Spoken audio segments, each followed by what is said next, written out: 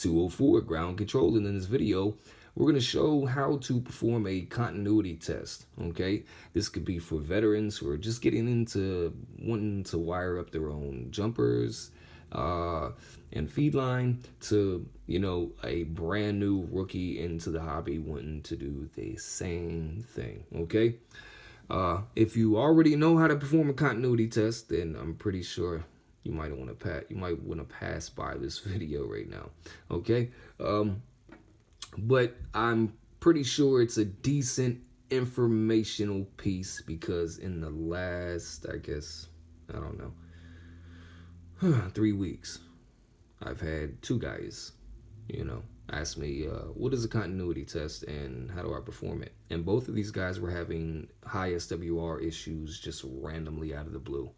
So they wanted to tear down radios, antennas, and amplifiers and send them all out and try to have them serviced. And I'm like, oh man, let's check the coax first, okay? Let's just check the coax first and see if there is a bad continuity test that comes up, okay?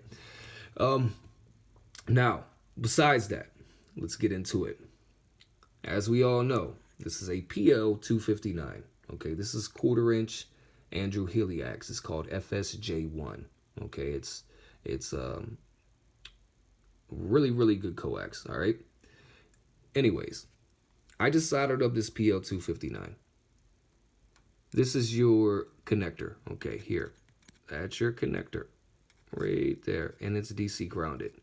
This white portion here, sometimes it's amber, sometimes it's cream color, sometimes it's burgundy, whatever. It's an insulator, okay? It insulates the DC ground from the center hot pin. The center hot pin is where your signal travels up and down from your radio to your antenna, okay? So you act like this is hot and this is negative, all right? Hot and negative. And that's how you want to look at it, and that's how it basically goes. This is where your electrons flow up and down the line right here, all right? That's your RF, your watts, your signal. Okay, at no time, by no means, should it be interacting, connected, or arcing to the DC grounded connector or the DC grounded connector sleeve that screws into the SO239. All right, those are DC grounded. Now, to test your jumper, your PL259, or your main feed line, let's get another good focus here. You're going to have a multimeter. Get yourself a multimeter with the continuity test option, okay? The icon looks like that right there above my thumb. Kind of looks like a ground icon. Or, maybe music coming out of a speaker. Anyways, you'll turn it to that, okay? And if you have a bad PL259 or a bad jumper somewhere, you're going to get a signal from your multimeter, all right? So basically what we're going to do, let me move that camera a little bit. You got your hot pin, you got your ground, okay? Hot, negative, hot, negative. Center pin, we all know is hot. And you touch your DC grounded connector.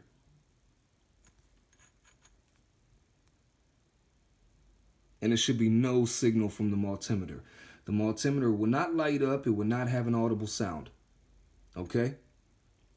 Now, let's pretend I'm still touching the hot pin. All right?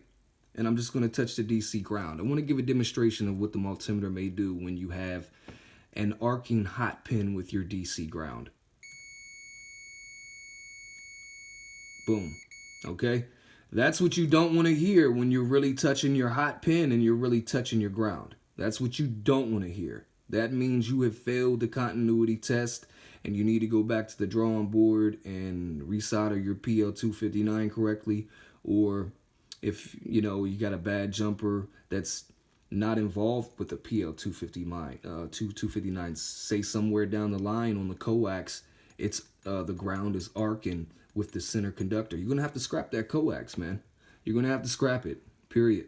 Okay, so if the problem is not at the connector, if the arcing is not at the connector, and it's somewhere down the line, you're gonna have to get rid of that piece of coax. Sorry, just the way it is, brother. That's the nature of the beast. Okay, so let's get back to it. At no time that you're touching the hot pin or touching DC grounded areas should they be interacting, or should a signal be anywhere on your multimeter. Okay, it should not be doing this.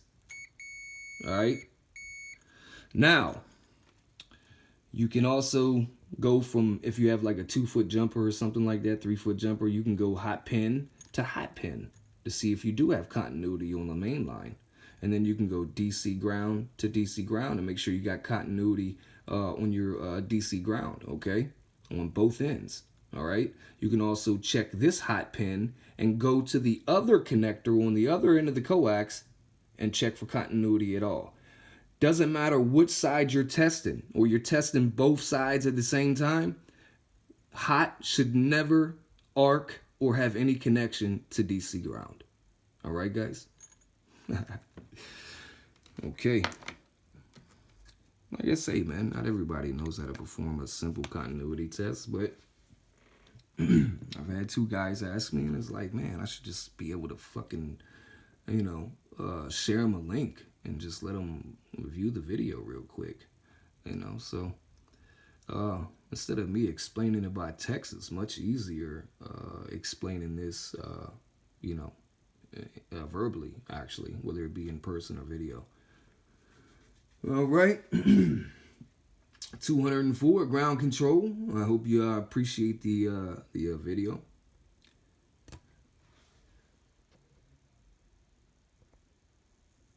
Black Ops Technology, 35 miles south of Washington, D.C. 73s.